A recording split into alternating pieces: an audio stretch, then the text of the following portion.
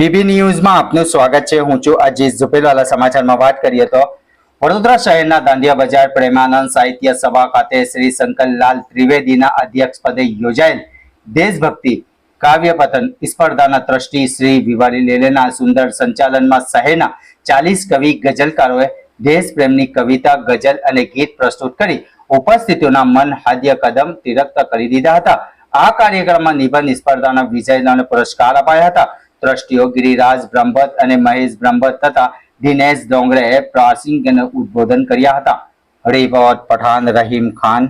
नहीं मिटेगा ये जो मेरा वतन है।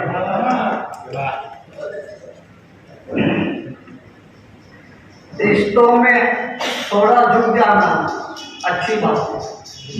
रिश्तों में थोड़ा झुक जाना अच्छी बात है।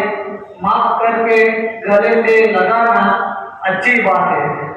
भूल करके गिले शिकवे मदद के अल्ताफ, भूल करके गिले शिकवे मदद के अल्ताफ, मुल्क के चमन को महकाना अच्छी बात है।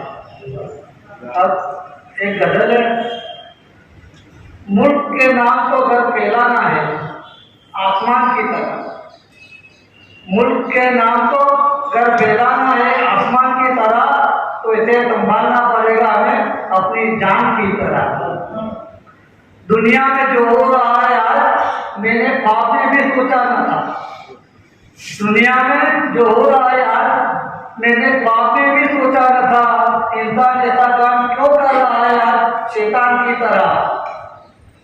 तूफानों के हाथों में घरों को जलता हुआ देखता हूँ मैं।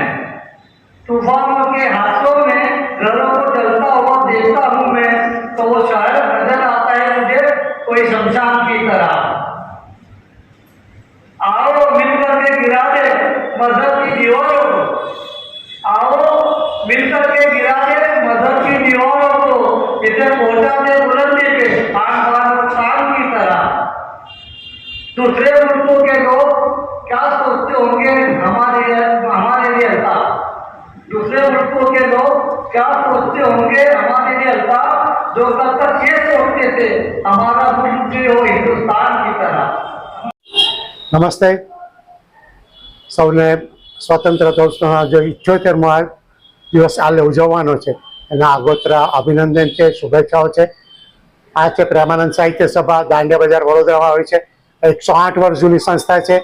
એમાં દર વર્ષે અમારો પારંપરિક કાર્યક્રમ છે, જેમાં દેશભક્તિના ગીતો, કવિતાઓ, ગીતો, ગઝલો એની હરીફાઈ યોજાય છે અને લગભગ 40 થી 50 કવિઓ અહીંયા ઉપસ્થિત રહીને પોતાની દેશભક્તિની, દેશપ્રેમની રચનાઓ સંભળાવતા હોય છે। આ 108 વર્ષ જૂની સંસ્થામાં આ સિવાય પણ અનેક કાર્યક્રમો થાય છે। એમાં નિબંધ સ્પર્ધા છે, વક્તૃત્વ હરીફાઈ છે, દ્વિભાષી, ત્રિભાષી, ચતુર્ભાષી મુશાયરાઓ પણ અહીંયા યોજાય છે। એ સિવાય અહીંયા આગળ દર બુધવારે બુદ્ધ સભા બેસે છે, ત્યાં કવિઓ પોતાની રચનાઓ સંભળાવતા હોય છે અને અભ્યાસ સભા છે, ત્યાં કોઈની ભૂલ હોય, છંદમાં કંઈ ભૂલ હોય, ગઝલ શીખવે એના અભ્યાસ તરીકે એને પણ માર્ગદર્શન પણ અહીંયા આગળ અપાય છે। એવી આ પ્રેમાનંદ સાહિત્ય સભાનો હું ટ્રસ્ટી છું। મારું નામ છે गिरिराज ब्रह्मभट्ट। સૌને ફરી સ્વાતંત્ર્યોત્સવની શુભેચ્છાઓ અને અભિનંદન। આભાર। ઘંટી છે તેમને ક્લિક કરો જેથી અપડેટ ન્યૂઝ તમારા સુધી પહોંચી શકે।